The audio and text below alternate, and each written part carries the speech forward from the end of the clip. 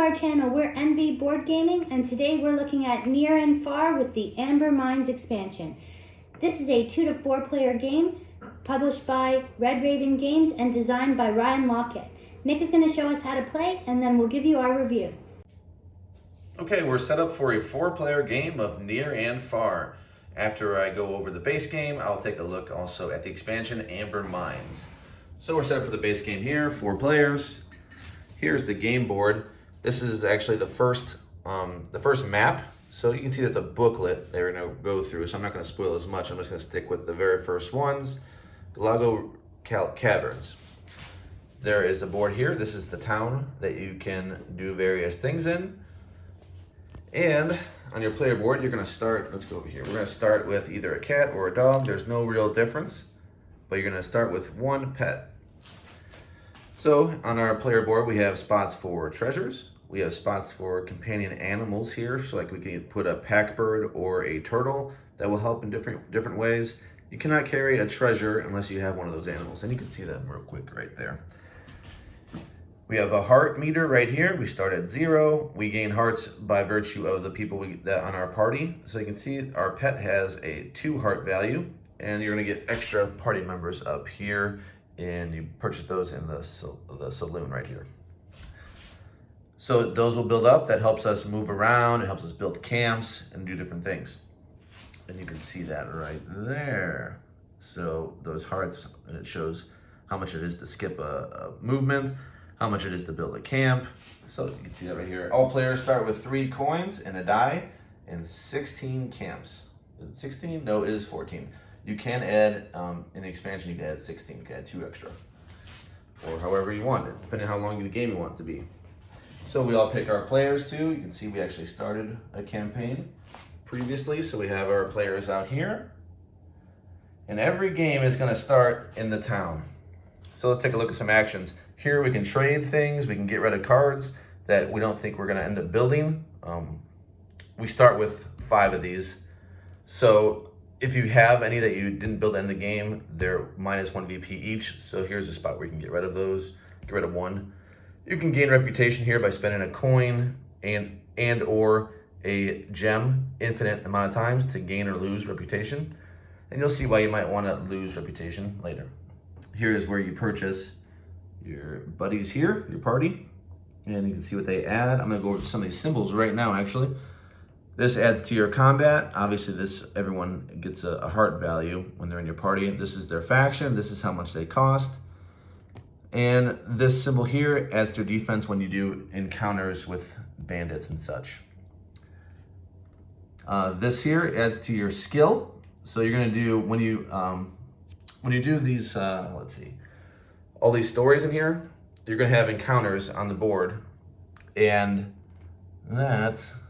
it's like a quest. So they'll say like test skill or test combat. When you test skill, you're testing these hands. So how many hands you have, plus a die roll.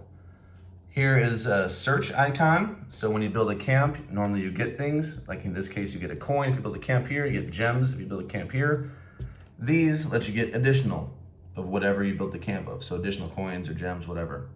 You can see this guy has multiple hands, and yep, all their costs and what faction they belong to. What faction just means where you can assign them on your player board, because you cannot assign a multiple of the same faction. You notice our buddy here doesn't have a faction, so he can go anywhere. Okay, so let's keep looking at actions. You can go here to the stables to get a pack bird for a bread or a turtle for a gem. These help your movement. Normally, you can only move 2. Here, now you can move 3. And the turtle lets you skip 1. Normally that would cost you a heart, if you recall, right there. To skip one of these, like if I wanted to skip this spot and move right here, normally that would cost a heart to skip a spot. With a turtle, you can skip 1 without paying that extra heart. General store, you can either gain $1 or get 4 of these cards, which are right here. These are basically artifact cards. I'll show you those in a bit. Here you can get bread. You notice you need bread for that. So you can also trade bread. You can also refresh the selection right here with bread. Here, the Mystic's Hut, you draw 3 and keep one of these treasures. Remember those pack birds and turtles hold those for you. So those just give you little abilities. Pay 1 fewer coin or gem for an artifact card. Well, we're gonna go over artifact cards pretty soon here. Mine, you can put how many other hands you have. You put a value, but it has to be adjacent to, so the first one will go here, but then you have to play off adjacently. So you can go here, here, anyway, you get whatever it meets. So in this case, you put 1 here, you get a coin, a gem. So you put a camp down. You're spending your camps throughout the game. So you're putting a camp down to claim that spot. And that is one thing that changes majorly in the expansion Amber Mines. That there's an overlay for that entire board.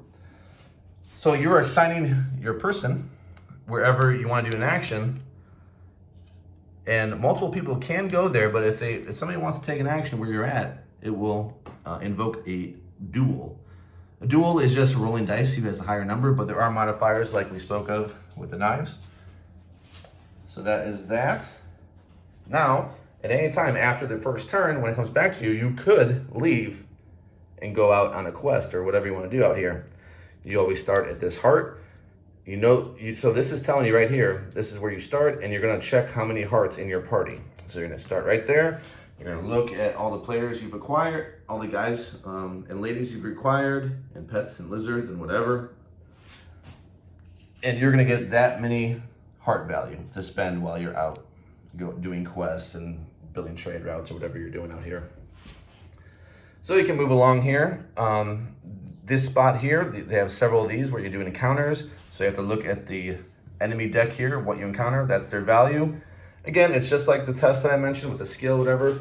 You're gonna roll a die, plus you're gonna add how many knives you have. So if you had her, you have 1 die, 1 value combat. Let's just say she's the only person in your party other than your pooch. So you have 1 combat, you're gonna roll a die. 1 plus 5 is 6 combat. You've defeated the bandit. You at the end of the game will get 1 victory point, or journey point they call them, and you will be able to put a tent down. So you just take that card, and these progressively get harder as you go along. And also, I have the actual expansion because we never use the base set. So in the base set, they don't have these rewards right here, that's all. And the characters might be a little different, but in general, they're about the same. You take that, slide that under, put a tent right here. Also, on the board, we have trade routes. So there's 4 different trade routes right here. If you complete a trade route and you put the camp down on both sides of this trade route, you notice there's 2 of each of these chili peppers right here. I also have another spot right here. If I put a camp down on both of those, I get 9 victory points at the end. If I put a camp down and then Vic closed it with a camp on the other end of that chili pepper, we would both get 3 points into the game. So to build a camp, we move around at the end of our turn. Let's say we ended our turn here. We can put a camp down for 3 of our hearts, which is symbolized right here. So this will just go to 1. We take one of our camps, and if there's anything underneath, we get that benefit as well. In this case, we put a camp right here. So we're gonna get a coin. Plus, if we had people with search right there, if we had that symbol in our party, we would get additional coin. So let's take a look. We're gonna have these quests out here, and they're gonna cover named places. So let's see, we have a drip mine right there. So this can have a quest on it, quest M in the book. You're gonna read quests out there. They're in this book. You have multiple choices, and then you test your skill with hands right there, or you test combat with your knives. Anyway, you get to pick what you want to do, and there are these factions out here. You can see them right here. You get these tokens. So you get a lot of these on the quest, and you'll notice them. You can trade them if you get something you don't want. But based on the decisions you make, you might be in line with a certain faction. That matters because let's talk about some artifact cards. I'll take a couple of these. There we go. Here's one that has a faction on it. In order to play this card, it's going to give you 6 victory points, by the way. You will need a blue faction, which I just knocked over, and 2 gems and 3 bread. And you can do that on your turn to get an extra heart when you go to travel. So you just put this alongside. Once you pay it, put it over here. And you know, at the end of the game, you're going to have 6 journey points when we add up those. So these are artifact cards. This one is a coin, a gem, and you need -2 reputation. which I haven't explained quite yet. And you'll get this ability. Gain 1 food when you visit the mine. Well, that's an expansion card, so we're gonna go over that shortly. But you get a bonus, whatever it says on top as well, if it has anything. This one was just a heart, so just remember, you're gonna have additional heart to your party. Reputation over here, you can see the more reputation you get, the better it's gonna be for your victory points. But you will also see that I want a -2 reputation for this card, so I might wanna start out playing this card quicker and going down in reputation to a 2. One way to go down in reputation is to select maybe a more evil deed when you had 2 choices in your quests. Also, when you do duels, you have an option of fighting honorably or dishonorably. If you fight dishonorably, you do get +1 on your roll, but you lose a reputation. If you fight honorably, you get no benefit as far as your die roll, but you do gain 1 reputation for fighting honorably in your duel. At the end of the game, it will be triggered when somebody runs out of all of their attempts. You'll also get 2 victory points for doing that. You can see underneath there's a 2 victory point. You'll also get 5 victory points right here if you have all your treasure. If you have 3 treasures, you're gonna get victory points for the people you've defeated. So right there, you'll have those guys. You get victory points for the artifacts you build, and so on and so forth. So I believe that pretty much should cover the crux of Near and Far base game. I will mention that these don't happen very often in the campaign, but you do have these cards that maybe give you something. You'll see them on like a scenario in here that you might gain a sword or what have you. And we just look for the particular card that you gain over there. There's also these more advanced ones that you can collect that are harder to do, but they do add up quicker than these more basic ones.